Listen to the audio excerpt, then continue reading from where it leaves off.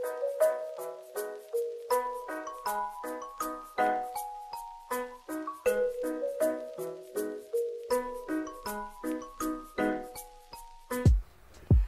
guys! Welcome back to my channel. It's me again, Abby Joyce. And for today's video ay mai-share ko ako sa inyong bagong update ng Instagram app. So, ang reference po ng video na ito ay nakita ko lamang po sa TikTok app. Ang bagong update po ng Instagram ay kung paano mag-schedule ng messages.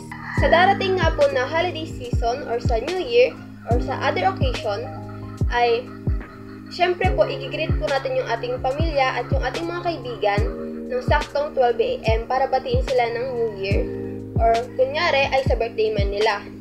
Pero, paano natin ito magagawa ng saktong 12 AM at napakarami nating kaibigan or mga kamag-anak? So, sa bagong update po ng Instagram app ay mas mapapadali po ang ating pag-message sa kanila dahil nga po ay naka-schedule na nga po ang ating mga message. So, panoorin po muna natin yung reference video na nakita ko sa TikTok.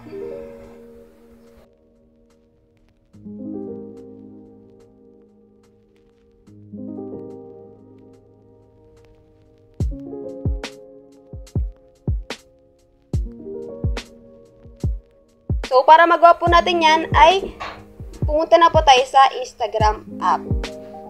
Before po pala tayo mag-proceed ay i-make sure lang po natin na naka-update po yung ating Instagram app para magawa yung bagong update nito. So, tap lang po natin yung Instagram app. And syempre, itap po natin yung inbox or message button para makapag-message po tayo ng naka-schedule sa ating mga Instagram friends or followers. So, for example po, is New Year ngayon. So, kunyari po, i-chat ko yung aking kapatid. So, tatype ko lang po yung Happy New Year.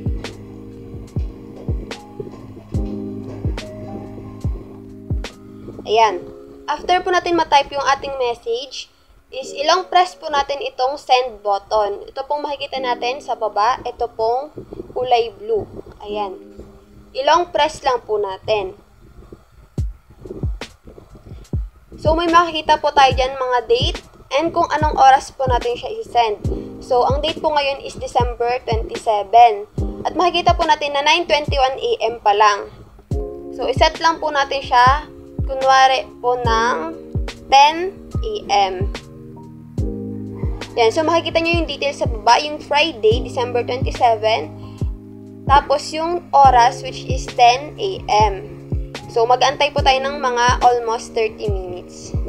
So, makikita po natin dyan yung send today at 10 AM. So, babalikan po natin mamaya kung mag-send po talaga siya ng 10 AM eksakto. So, pag pinindot po natin yan, may makikita po tayo dyan sa baba na one schedule message. So, pag tinap po natin yan, makikita po natin yung in-schedule po natin na message para sa ating mga kaibigan or pamilya.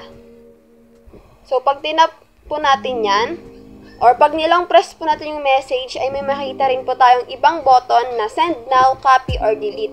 Siyempre, kapag sinend now po natin yan, is automatically na masisend po siya ngayong oras, which is 9:22 AM. Ayan.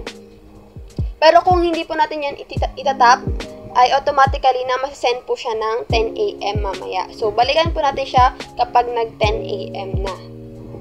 So, yung update nga po ni Instagram ay gumagana sa iOS or Android na devices. At, inopen ko lang din po yung aking data or Wi-Fi sa process ng ating video. So, hindi ko pa po natatry if nakapatay yung ating data or Wi-Fi kung magsisend siya if walang Wi-Fi or data. So, balikan na lang po natin yung ating sinend na message mamayang 10 AM. Guys, makikita natin 10:12 na at makikita natin sa message sa baba ay nag-send siya ng saktong 10 AM. Ayan. So, gumana nga po talaga yung scheduling feature ni Instagram. Ayan. This holiday season ay hindi na po tayo mahihirapan mag-greet ng eksaktong 12 AM sa ating mga friends or families. Magagamitin po natin ito kapag may mga special occasions like birthdays, at iba pang mga mahalagang occasion na need ng eksaktong oras para bumate. So, kung may tutuhan po kayo sa ating video for today, ay please subscribe at please comment na rin at don't forget the notification bell para ma-update po kayo sa aking mga latest videos. Thank you for watching!